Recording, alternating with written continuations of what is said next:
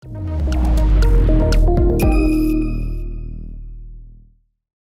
Assalamualaikum. Masih dengan saya Harunisa di sini. Dan di video kali ini, kita akan melihat bagaimana menggambarkan medan listrik dan medan magnet pada bumbung gelombang. Video ini berbeda dengan video sebelumnya, karena di video sebelumnya yang kita gambarkan adalah arah rambat gelombang. Nah, pada kali ini yang kita gambarkan adalah arah dari medan listrik dan medan magnet. Saya minta kalian untuk tetap fokus karena hal ini sangat menarik karena di sini kita akan belajar melukis dan apa yang kita lukis silakan saksikan di video berikut ini. Di video kali ini kita akan melukiskan medan transversal dan medan aksial pada bumbung gelombang. Medan transversal itu sendiri ada EX, EY, HY, dan HX. Nah, sekarang kita akan belajar melukiskan yang paling mudah terlebih dahulu, konfigurasi medan pada mode TE10. Untuk mode TE10, kita memiliki persamaan medan magnet aksial, di mana Hz adalah A aksen dikalikan dengan cos V per AX, dikalikan dengan E pangkat minus J, beta dikalikan Z. EX untuk mode TE10 persamaannya dapat kita lihat seperti yang tampak pada slide, di mana dia nilainya adalah 0 karena kalau kita lihat di sini, Hz bukan merupakan fungsi dari Y. Nilai EY bisa kita lihat persamaannya, di mana persamaan ini bisa saya tuliskan seperti yang tampak di bawah. Dan dalam bentuk real time, maka besarnya EY untuk mode TE10 adalah minus J omega dikalikan mu dikalikan A dibagi V, dikalikan dengan A aksen sin V per AX dikalikan E pangkat minus J beta Z. Untuk mode TE10, nilai HY kembali sama dengan 0. Kenapa? Karena Hz diturunkan terhadap Y adalah 0, karena kalau kita lihat di sini, Hz bukan merupakan fungsi dari Y. Sedangkan Hx persamaannya dapat kita lihat di sini. Kalau kita turunkan, akan kita dapatkan bentuk fasor dari Hx, di mana bentuk real time-nya saya tuliskan seperti yang tampak pada slide. Berarti untuk mode TE10, yang kita miliki adalah Hz, EY, dan Hx. Di mana Hz saya nyatakan dalam bentuk fasor dan bentuk real time-nya seperti yang tampak pada slide. EY dalam bentuk fasor dan real time, begitu pula dengan Hx dalam bentuk fasor dan real time. Dan kita akan menggambarkan konfigurasi medan yang aksial maupun transversal dengan menggunakan persamaan bentuk real time. Ya, sekarang kita akan menggambarkan medan listrik dan medan magnet pada bumbung gelombang untuk mode TE10 di penampang melintang, di mana penampang melintangnya saya gambarkan, perhatikan di sini, adalah bidang yang berwarna ungu ini. Oke, bidang berwarna ungu ini adalah kotaknya, lebarnya adalah A, tingginya adalah B, dan sekarang kita akan menggambarkan arah medan listrik EY yang berwarna hijau. Untuk itu kita perlu membuat sumbu tambahan, sumbu bantuan, ada sumbu Y dan sumbu X. Nah, kemudian kita lihat EY adalah medan listrik yang searah dengan sumbu Y. Berarti kalau kita lihat arahnya pasti bisa ke atas atau ke bawah. Nah, sekarang mari kita perhatikan variasi EY terhadap sumbu X. EY proporsional terhadap sinus V per AX yang artinya saat X sama dengan 0, EY adalah 0, dan saat X sama dengan A, EY juga 0. Dan pada saat X sama dengan A per 2, harga EY adalah maksimum. Sedangkan variasi EY terhadap sumbu Y tidak ada, alias berapapun Y-nya, EY adalah konstan. Dan sekarang mari kita gambarkan arah dari medan listrik EY di penampang dari bumbung gelombang.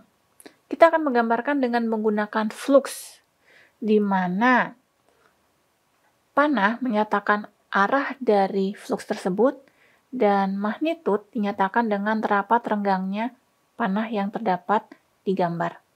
Kalau kita lihat di sini, berarti di tengah-tengah bumbung gelombang,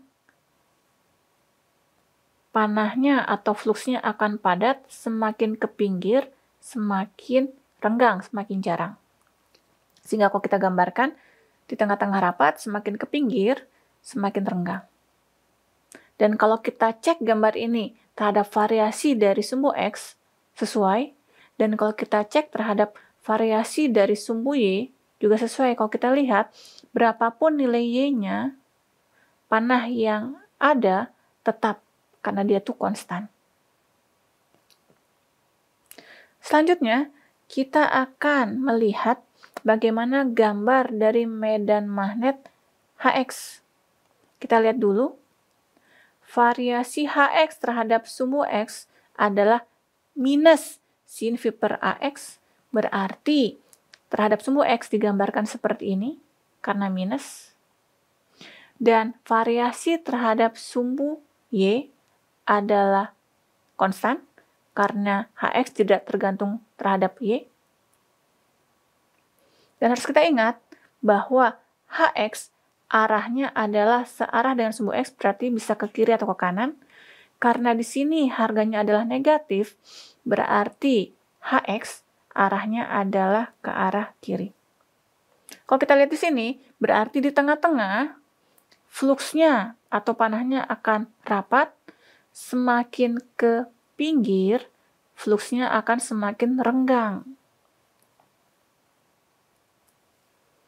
Kita gambarkan ini rapat, semakin ke pinggir, semakin renggang. Nah, sekarang mari kita cek apakah penggambaran ini sesuai. Untuk sumbu X sesuai. Fluksnya sedikit, makin rapat, sedikit lagi. Tapi untuk variasi terhadap sumbu Y tidak sesuai karena terhadap sumbu Y variasinya adalah konstan. Yang artinya berapapun nilai Y-nya, panah yang terlibat harusnya sama jumlahnya. Berarti sekarang bagaimana menggambarkan Hx yang benar? Rapat, semakin ke pinggir, semakin renggang seperti ini. Ini adalah penggambaran Hx pada penampang yang berwarna ungu ini. Selanjutnya, yang kita gambarkan sekarang adalah Hz. Di mana kalau kita lihat, variasi Hz terhadap sumbu X adalah cos V per AX. Berarti kita akan mendapatkan grafik seperti ini. Di mana pada saat X sama dengan 0, dia itu akan padat. Di tengah-tengah bumbung gelombang, dia nilainya 0. Dan makin ke pinggir, nilainya makin padat. Dan variasi Hz terhadap sumbu Y adalah konstan. Nah, kita lihat di sini, karena kalau dari variasi terhadap sumbu X, berarti dari 0 sampai X sama dengan A per 2, harga Hz adalah positif yang dinyatakan dengan panah yang keluar dari slide. Sedangkan dari A per 2 sampai A, Hz dinyatakan dengan panah yang masuk ke slide. Di pinggir sini padat, makin ke tengah, makin renggang. Kemudian berbalik arah, dan makin ke pinggir, makin padat. Dan ini adalah penggambaran medan magnet Hz untuk penampang yang berwarna ungu ini. Apakah sudah selesai? Tentu saja belum, karena baru kita gambarkan untuk satu penampang. Berikutnya, kita akan menggambarkan posisi medan listrik dan medan magnet pada bidang yang berwarna ungu ini. Dimana kalau kita lihat, berarti bidang yang berwarna ungu ini adalah bidang YZ. Kita buat lagi sumbu tambahan. Dan sekarang kita akan menggambarkan medan listrik pada penampang ini. Kalau kita lihat, variasi medan listrik yang hijau ini terhadap sumbu Z, kalau kita nyatakan omega T adalah 0, maka variasi EY terhadap sumbu Z adalah berbanding lurus dengan minus sinus beta kali Z. Berarti kalau kita gambarkan, pada saat Z sama dengan 0, posisinya di sini. Pada saat Z sama dengan V per 2 beta, posisinya adalah minus minimum, dan selanjutnya. Dan sekarang kita akan gambarkan variasi EY terhadap sumbu Y, konstan. Dan EY ini arahnya searah dengan sumbu Y, berarti pergerakannya adalah ke atas atau ke bawah.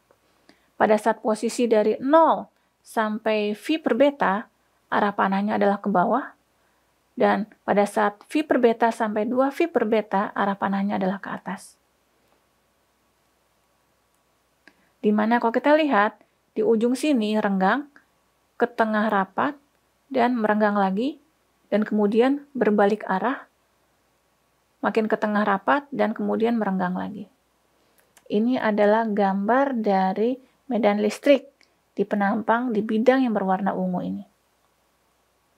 Berikutnya, yang akan kita gambarkan adalah HZ. Variasi HZ terhadap sumbu Z adalah cosinus minus beta Z atau enggak plus cosinus beta Z jika omega T-nya kita anggap 0. Berarti kalau kita lihat, pergerakan HZ sepanjang sumbu Z seperti yang kita tampakkan di gambar berikut. Variasi HZ terhadap sumbu Y adalah konstan. HZ itu sendiri dinyatakan dengan flux yang arahnya ke kiri atau ke kanan. Berarti di rentang dari 0 sampai V per 2 beta, arah fluxnya adalah seperti yang kita lihat, arahnya ke kanan. Di mana di pinggir sini dia padat, kemudian dia merenggang. Kemudian akan berbalik arah, tapi masih renggang. Di tengah sini padat lagi, terus merenggang lagi, kemudian berbalik arah. Nah, penggambaran ini sudah cocok untuk variasi terhadap sumbu Z dan juga variasi terhadap sumbu Y. Selanjutnya, kita akan menggambarkan HX, di mana HX dinyatakan dengan panah yang arahnya masuk atau keluar dari slide. Variasi HX terhadap sumbu Z adalah sinus minus beta Z. Sinus minus beta Z ini berarti identik dengan minus sin beta Z. Minus yang ini tidak kita pakai karena minus yang ini sudah dipakai untuk menyatakan variasi terhadap sumbu X. Berarti kalau kita gambarkan, variasi HX terhadap sumbu Z adalah seperti ini. Minus sinus beta Z karena omega T kita anggap sebagai 0. Variasi terhadap sumbu Y adalah konstan. Berarti kalau kita lihat, di tengah sini, arah medan magnetnya keluar dan dia itu rapat. Makin ke pinggir makin jarang.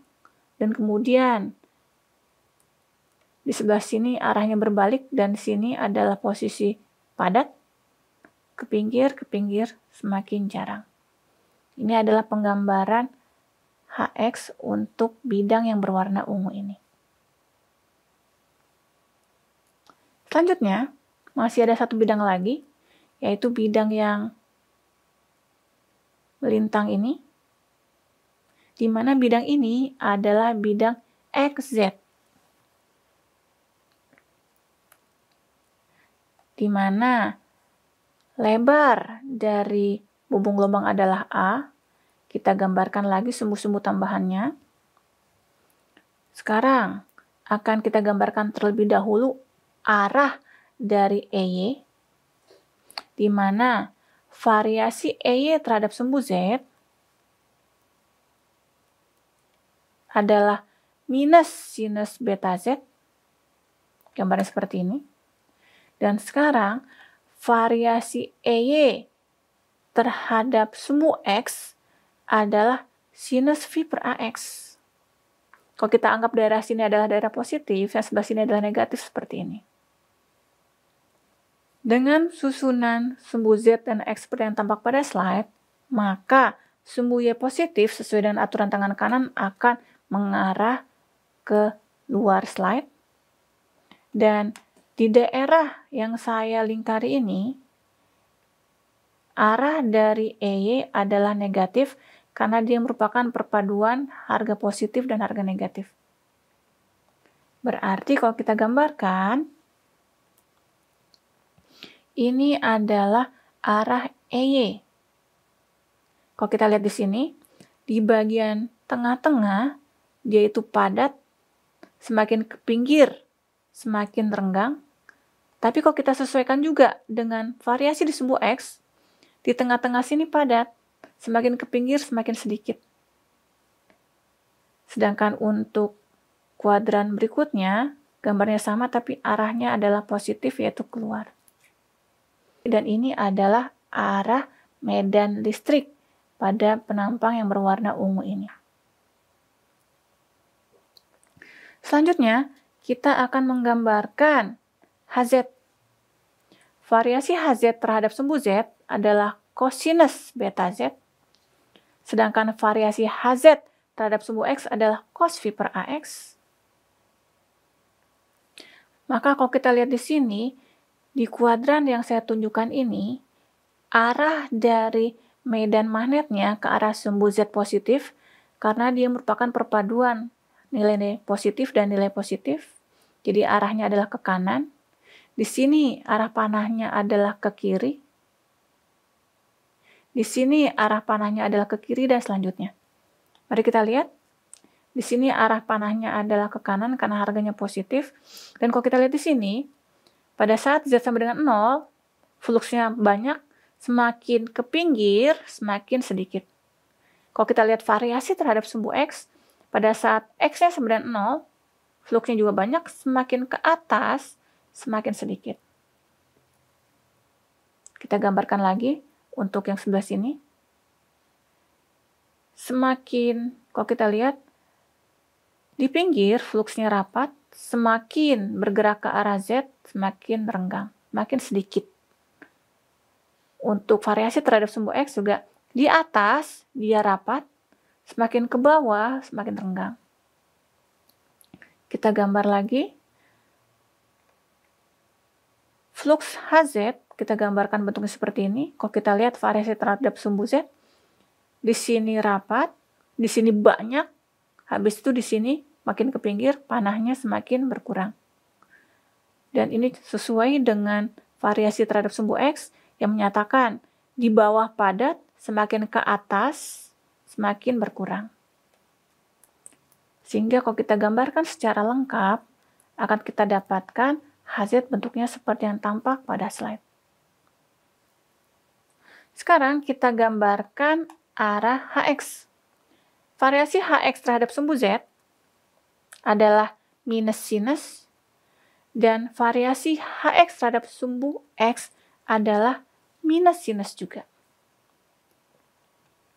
Nah, berarti karena HX arahnya panahnya adalah ke atas atau ke bawah, berarti di kuadran ini arah panahnya adalah ke atas karena perpaduan antara nilai negatif dengan nilai negatif. Berarti di kuadran ini arah panahnya adalah ke atas karena merupakan perpaduan antara nilai negatif dengan nilai negatif. Sedangkan di kuadran ini arah panahnya adalah ke bawah karena perpaduan dari nilai negatif dengan nilai positif.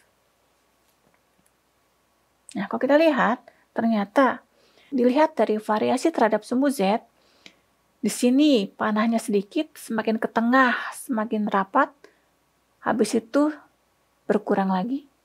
Dan ini sesuai dengan variasi terhadap sumbu X, di bawah dia itu sedikit, semakin ke tengah, semakin rapat, terus menurun lagi. Dan gambar ini berlaku juga dengan kuadran berikutnya, tapi arahnya terbalik. Nah, sekarang kita lihat, kita sudah menggambarkan HZ, EY, dan HX pada bumbung gelombang untuk setiap bidang. Nah, sekarang kita lihat. Sekarang di sini akan saya tampilkan gabungan dari HZ dan HX. Yang harus kita ingat, yang namanya medan magnet merupakan suatu medan dengan lintasan tertutup. Artinya, HZ dan HX pada dasarnya merupakan satu buah lintasan yang dapat saya gambarkan seperti ini. Berarti kalau kita lihat, yang biru berputar ke atas, bergabung dengan yang merah, terus ke yang biru lagi. Jadi sekarang kalau saya gambarkan, arah medan magnet pada bidang yang berwarna ungu ini merupakan suatu lintasan tertutup. Dari video tadi, kita telah melihat cara menggambarkan medan yang aksial dan transversal pada bumbung gelombang. Menarik bukan? Nah, sekarang pertanyaannya adalah, untuk apa kita menggambarkan konfigurasi medan tersebut? Jawabannya bisa kita lihat di video berikutnya, dan terima kasih atas perhatiannya. Saya minta like and subscribe-nya ya.